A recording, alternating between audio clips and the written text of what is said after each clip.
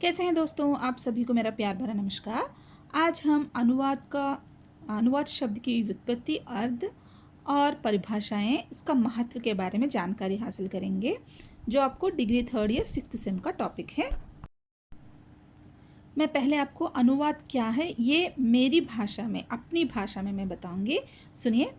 हर एक भाषा की जानकारी होना नामुमकिन है ना। मैं आपको उदाहरण के ज़रिए बताऊंगी। आपको हिंदी, अंग्रेज़ी या मराठी, कुछ भी भाषा की जानकारी है, आपको फ्रेंच भाषा की जानकारी नहीं है, तो आपको फ्रेंच में जो लिखा है उसके साहित्य के बारे में हो या वहाँ के चीज़ों के बारे में आपको जानकारी हासिल करना है, तो आप कैसे करेंगे? कोई तो होगा जो फ्रेंच की जो भी चीज़ें हैं, साहित्य है, वो हिंदी में अनुवाद किया होगा, तो आप हिंदी के ज़रिए फ्रेंच के साहित्य का जानकारी, जो फ्रेंच में जो भी लिखा गया है, उस साहित्य की जानकारी आप हासिल करेंगे। यानी कि ये एक भाषा में लिखी गई जो साहित्य है उसको हम अपनी भाषा में, यानी कि जो हमें मालूम है वो भाषा में अगर अनुवाद किया हो, तो हम दूसरी भाषा की जानकारी आसानी से, यानी कि दूसरी भाषा में लिखे गए जो भी चीज़ है उसको आसानी से हम जान सकेंगे। तो इसी को हम जैसे कि आम तौर पर अपनी भाषा में अनुवाद कहते हैं, लेकिन हम इसको एग्ज़ाम में कैसे लिखना है वो आपको मैं परिभाषाओं के ज़रिए मैं बताऊंगी। देखिए, अनुवाद को हम, जैसे कि अनुवाद शब्द का व्युत्पत्ति मूलक अर्थ है पुनः कथन, यानी कि एक बार कही गई बात को दोबारा कहना ही अनुवाद है। अनुवाद के लिए अंग्रेजी में ट्रांसलेशन शब्द का प्रयोग होता है।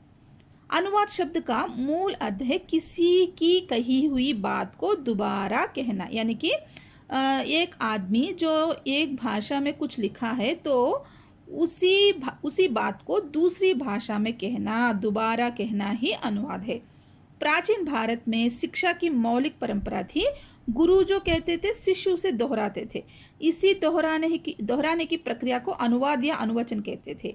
लेकिन अनुवाद प्रयोजन युक्त पुनः कथन होता है, अतः यह कहा जाता है कि अनुवाद का अर्थ शब्द को सार्थक रूप में दोहराना ही है। अगर हम अनुवाद की परिभाषा अगर जानेंगे तो देखिए, मूल भाषा में कहे गए विचारों को दूसरी भाषा में व्यक्त करना अनुवाद कहलाता है। हमने अनुवाद का अर्थ जान लिया है, लेकिन परिभाषा लिखना बहुत ज़रूरी है। डेफिनेशन जो एज इट इज़, जो आपको टेक्स्ट बुक में है वही लिखना है। तो यहाँ पर हम 2-3 परिभाषाएं एज इट इज़ जो टेक्स्ट बुक में है उसी को हम दोहराएंगे, उसी को हम लिखेंगे एग्जाम में, क्योंकि डेफिनेशन तो कंपलसरी जो टेक्स्ट बुक में है वो ही लिखने से ही मार्क्स आते हैं। तो देखिए, पहले हम डॉक्टर कृष्ण कुमार गोस्वामी की परिभाषा देखेंगे। तो उन्होंने कहा है कि एक भाषा में व्यक्त भावों या विचारों को दूसरी भाषा में समान और सहज रूप में व्यक्त करने का प्रयास अनुवाद है।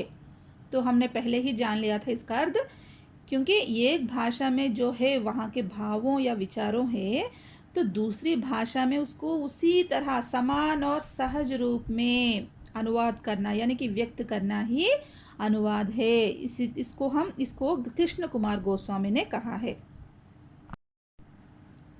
अगली परिभाषा है भोलानाथ तिवारी। डॉक्टर भोलानाथ तिवारी ने कहा है, किसी भाषा में प्राप्त सामग्री को दूसरी भाषा में भाषांतरण करना अनुवाद है। यानी कि एक भाषा में प्राप्त सामग्री यानी कि वहाँ की जो भी कंटेंट है, सामग्री यानी कि कंटेंट, जो लिटरेचर हो, कुछ भी टूरिज्म हो या सरकार के कामकाज हो, कुछ भी हो, वहाँ का जो भी कंटेंट है उसको दूसरी भाषा, अनदर लैंग्वेज, जो दूसरी भाषा में उसको भाषांतरण करना ही अनुवाद है। इस तरह भोलानाथ तिवारी ने कहा है।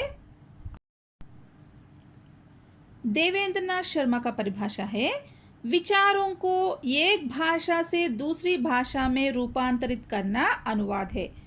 यानी कि जो एक भाषा के विचारों को दूसरी भाषा में, एक भाषा से दूसरी भाषा में रूपांतरित करना अनुवाद है। इसको देवेंद्र नाथ शर्मा ने कहा है। बोच के अनुसार translation is the communication of the meaning of a source language text by means of an equivalent target language text।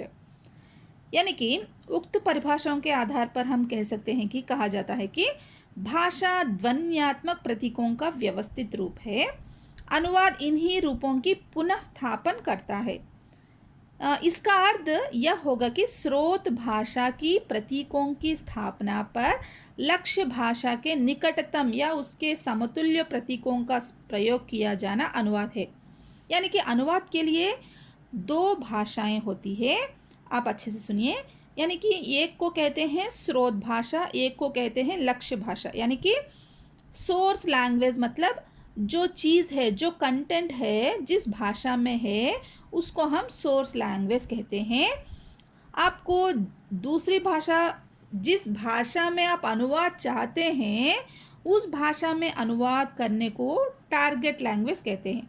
यानी कि ट्रांसलेशन के लिए क्या चाहिए, हमें दो भाषाएं चाहिए, एक स्रोत भाषा सोर्स लैंग्वेज और एक टारगेट लैंग्वेज लक्ष्य भाषा कहते हैं। तो ये दो भाषाओं में जो हम विषय को एक भाषा से लेकर दूसरी भाषा में अनुवाद करना, वो विचारों को वहाँ पर लेकर जाना ही अनुवाद है। अगर हम इसको हिंदी में कहेंगे तो अनुवाद का मूल उद्देश्य होता है स्रोत भाषा की सामग्री को लक्ष्य भाषा में यथासंभव अपने मूल रूप में रखना। यानी कि वहाँ पर अर्थ बिल्कुल भी नहीं बदलना है। एज इट इज़ जो आपको सोर्स लैंग्वेज में जो कंटेंट है उसको as it is target language लक्ष्य भाषा में लेकर जाना है। आप उसमें, उस अनुवाद में अपने राय, अपने ओपिनियंस कुछ भी ऐड नहीं कर सकते। उसको जिस तरह कंटेंट है उसी तरह अनुवाद करना है, उसमें कुछ भी ऐड बिल्कुल भी नहीं करना है, कुछ भी उसमें अपनी राय कुछ भी उसमें मिलाना बिल्कुल भी नहीं है। इसकी अधिक से अधिक निकटतम अभिव्यक्ति की खोज लक्ष्य भाषा में होनी चाहिए। यानी कि अर्थ बिल्कुल भी नहीं बदलना है। जो स्रोत भाषा में, जो सोर्स लैंग्वेज में जो अर्थ है, टारगेट लैंग्वेज में भी उसी का वही अर्थ वहाँ पर भी आना चाहिए। अभिव्यक्ति की खोज लक्ष्य भाषा में सहज प्रयोग के अनुकूल एवं प्रवाहमयी होनी चाहिए। मतलब लैंग्वेज भी जो एक्सप्रेशन है, अभिव्यक्ति यानी कि एक्सप्रेशन, अभिव्यक्ति की खोज लक्ष्य भाषा में सहज प्रयोग के अनुकूल एवं प्रवाहमयी होनी चाहिए। वहाँ पर भी आप जो लक्ष्य भाषा में अनुवाद कर रहे हैं वहाँ पर भी जो एक्सप्रेशन है वो सहज भाव से होनी चाहिए, वहाँ पर अनुकूल होनी चाहिए। तो यहाँ तक आपको अनुवाद का अर्थ, जो परिभाषाएं हैं, मैं अगले वीडियो में अनुवाद का महत्व के बारे में बताऊंगी। आपको एग्ज़ाम में परिभाषा है तो कंपलसरी 2-3 वहाँ पर मेंशन करना है, तो तभी आपको मार्क्स आएंगे। पहले अनुवाद का इंट्रोडक्शन, अनुवाद क्या है ये लिखना है, फिर परिभाषाएं लिखना है। तो क्वेश्चन के ज़रिए, क्वेश्चन में आपको क्या क्या पूछा है वो आपको आंसर में कंपलसरी दिखाना है। परिभाषा मतलब एज इट इज़ परिभाषाएं लिखना है, तभी आपको फुल मार्क्स आएंगे। धन्यवाद। अगर आपको ये वीडियो पसंद आता है तो लाइक कीजिए, शेयर कीजिए, सब्सक्राइब कर लीजिए।